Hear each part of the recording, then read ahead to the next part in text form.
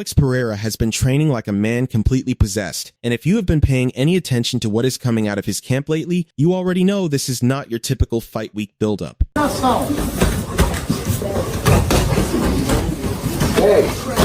To make that possible, Pereira has had to go through a physical transformation that looks borderline absurd on paper. His diet has been completely overhauled. His entire training structure has been rebuilt from the ground up. The central mission through all of it has been adding serious, functional muscle mass without giving up the thing that actually makes him dangerous, that explosive, terrifying speed and precision that turned him into a global combat sports star.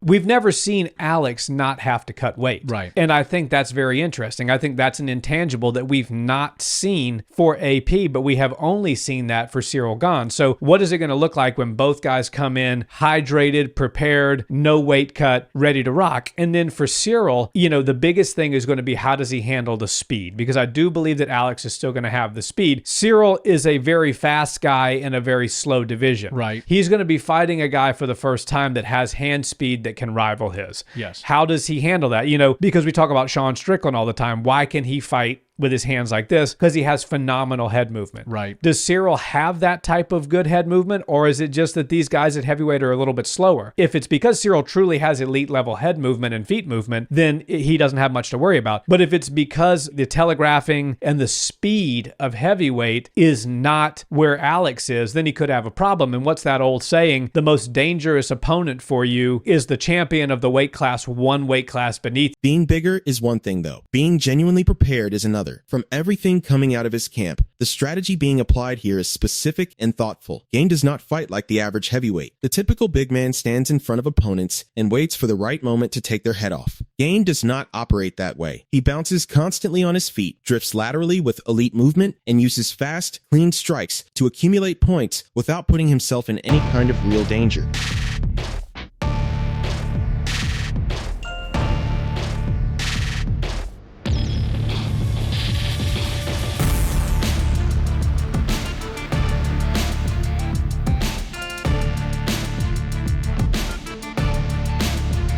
I can see Gane eye poking Pereira and Pereira doing, you know, the Jamal Hill thing where he calls off the ref and then sleeps Ciryl Gane on the White House card. Alex Pereira's opportunity to become a 3-time world champ against Ciryl Gane. Ciryl Gane, people are talking about this. The infinite title shot glitch. He's back again. I don't know. So, hey, Ciryl Gane looked good in that fight against Tom. Ciryl's going to be hard to knock out in the first round because he does stick and move. He's not going to sit there and trade with Pereira. He's going to jab. He's going to move. He bounces around, like you said, a light guy. It's going to be interesting. Here's the part that surprises most people. Despite this fight being framed almost entirely as a kickboxing war between two world-class strikers, Pereira's camp has been investing serious time in defensive wrestling and cage grappling. And honestly, that is exactly the right call. Gane is a natural heavyweight with the size and tools to grab Pereira, work a body lock against the fence, or attempt a takedown to test whether the new heavyweight can actually manage that kind of pressure.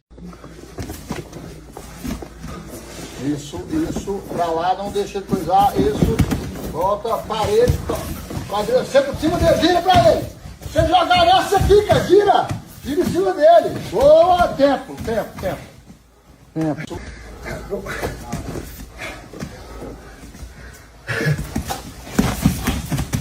vai pro dobro, vai pras costas também, entendeu? He carries a lot of power at light, heavy and middle, but he's also fighting a lot smaller guys whose punch resistance is a lot less. Yeah.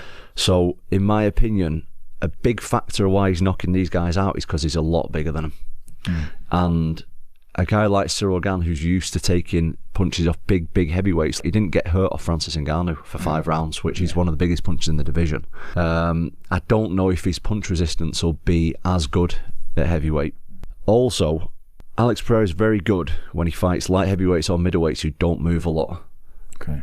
Ciryl Gane is a massive heavyweight who moves a lot, moves really well, really fluid on his feet, in and out, judges the distance really well and stuff like that. Joe Rogan weighed in with a concern that deserves more serious attention than it typically gets. His point was blunt and grounded in actual fighting logic. Bulking up and adding muscle is not a free upgrade in this sport. The cost surfaces specifically in the grappling phase, when a large, heavy man presses full body weight down and the athleticism underneath starts evaporating. According to Rogan, that process can begin within the first 3 or 4 minutes of sustained grappling pressure. The problem with being the bigger, stronger guy in the lighter weight class is you're never the faster guy. And so you've got to be able to maul that person to be effective. And it only lasts for a certain amount of time if you had to dehydrate yourself to that point.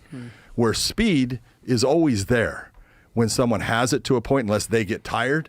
And that speed is hard for you to handle. Michael Bisping had the most immediate and specific reaction to what came out of Pereira's preparation, and it was not a comfortable watch for Poatan supporters. Sparring footage surfaced showing Pereira working rounds with Taliesin Teixeira, a towering 6'8" heavyweight prospect carrying a 9-1 record with 2 UFC wins to his name. Bisping expected to see Pereira looking comfortable and in control, even while adjusting to life at a heavier weight. What the footage actually showed was Teixeira consistently establishing his jab, backing Pereira toward the fence, and then cracking him with a right hand that clearly registered. Rebellis is a massive guy, ridiculously big, and he has got serious knockout power, sticking Pereira with the jabs, with the 1-2s, with the hooks. Pereira takes the shots well though, and he goes forward and he's not deterred. He fires back, catches Respellis there, but Respellis fires back as well. Doesn't seem too concerned with the shots, but granted, they're wearing 16-ounce sparring gloves. It's not the same as wearing 4-ounce gloves. So, when I said this doesn't look good for Pereira, if you're going to be a critic and look for reasons to dissect and reasons to maybe put your money on Ciryl Gane, then this would obviously influence you to do that, because he is trying to do the impossible. The Israel Adesanya dimension adds one of the most genuinely compelling layers to this entire story. Their relationship is as layered and complicated as anything in modern MMA, deeply personal, emotionally loaded, and carrying weight that neither man has fully set down. And yet, Adesanya came out publicly and backed his old rival to win. I hope Alex wins. That's crazy. Like 3 times. Yeah. Gane's no joke, and Gane can dance around him. Gane's slick to knock him out as well. But I think Alex can knock him out too.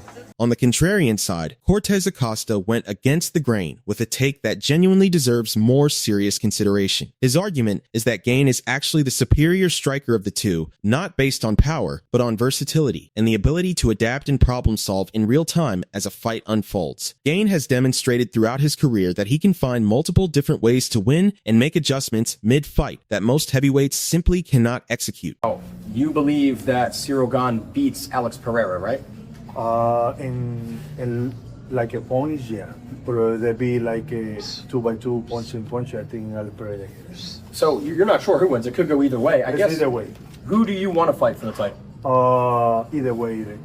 I know it no matter who win. Both of them as Pereira win, I want to fight him. But Ciryl Gane win, I want to fight him. No matter what person is. Who's the better striker between the two? Ciryl Gane. You think Ciryl Gane's a better striker than Pereira? Yeah, I think so, because it's more versatility, like a moving back, moving front side. Yeah, this is dynamic and that kind of martial art. In boxing is different. Sure. You know, in martial art, the Ciryl Gane have it more well-rounded. Who do you think wins this fight? Do let us know in the comments section below. If you enjoyed the video, make sure to like and subscribe for more MMA content like this.